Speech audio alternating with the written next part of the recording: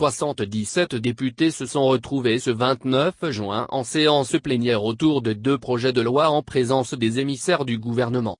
Les deux textes votés à l'unanimité traitent respectivement de la cybersécurité, la réorganisation et le fonctionnement de la Commission nationale des droits de l'homme, CNDH. Avec les nouvelles modifications, la durée du mandat de la CNDH est désormais fixée à 3 ans, renouvelable une seule fois contre 2 ans renouvelable 3 fois initialement. Il s'agit ainsi pour le gouvernement de garantir la stabilité des membres de l'institution. Le délai de renouvellement des membres également jugé trop court est étendu à 3 mois avant l'expiration du mandat des membres sortants contre 1 mois initialement. D'autre part, le texte confère à la Commission, selon Yavat Segan, présidente de l'Assemblée nationale, de nouvelles attributions relatives à la protection des défenseurs des droits de l'homme, mettant ainsi cette loi en phase avec les nouvelles exigences internationales. Il permet également à la CNDH de recevoir et de traiter les requêtes individuelles et collectives des citoyens sur les cas de violation des droits de l'homme.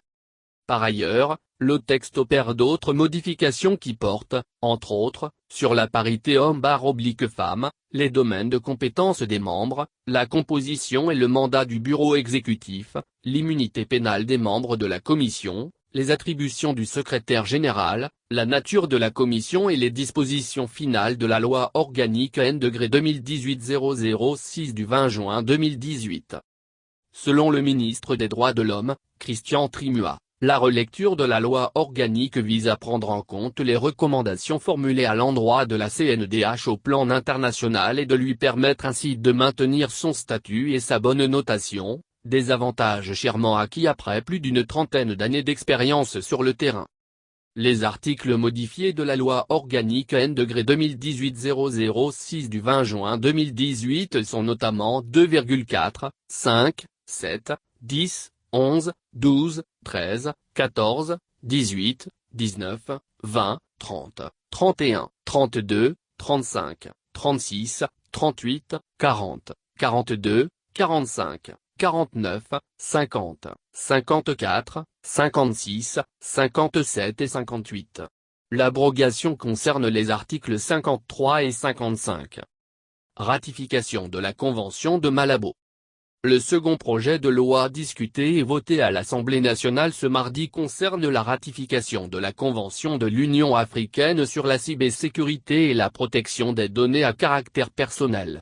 Son approbation, en effet, a souligné le ministre Christian Trimua, a pour objet de renforcer le cadre juridique des transactions électroniques, de la cybersécurité et de la lutte contre la cybercriminalité ainsi que de la protection des données à caractère personnel au Togo. Cette loi, poursuit-il, favorisera à terme une coopération internationale efficace, à la fois en matière de prévention et de répression des actes criminels commis via les moyens de communication électronique tout en garantissant une protection des libertés et droits fondamentaux de personnes physiques, à l'égard du traitement des données à caractère personnel. Consciente de l'importance des enjeux et défis sécuritaires que pose l'ère du numérique, l'Union africaine avait adopté, lors de sa 23e session, tenue le 27 juin 2014 à Malabo en Guinée équatoriale, une convention sur la cybersécurité et la protection des données à caractère personnel. Une initiative qui renforce le dispositif juridique déjà mis en place au plan communautaire et composé, notamment de la directive C/dir-1/08/11 du 19 août 2011 portant lutte contre la cybercriminalité dans l'espace de la CEDEAO. Tout en saluant le dynamisme des députés, le ministre de la Sécurité, Gal Yark Dameham, a indiqué que le gouvernement fera de ces textes la meilleure utilisation possible dans l'intérêt supérieur de la population.